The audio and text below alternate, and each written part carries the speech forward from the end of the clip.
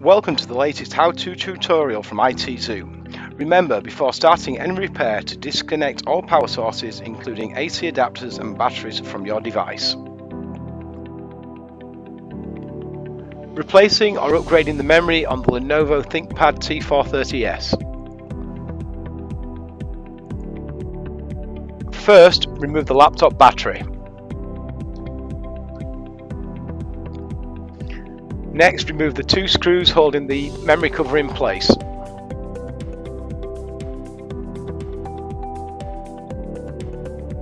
The memory can be released by releasing the two clips either side of the memory. The same again for the second piece of memory. Take the replacement memory, slot into place and push firmly down. The same procedure for the second piece.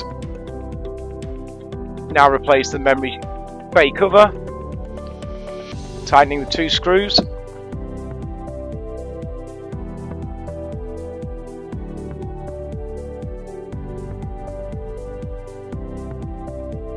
Parts for all major PCs and laptops can be found at ITZOO.co.uk.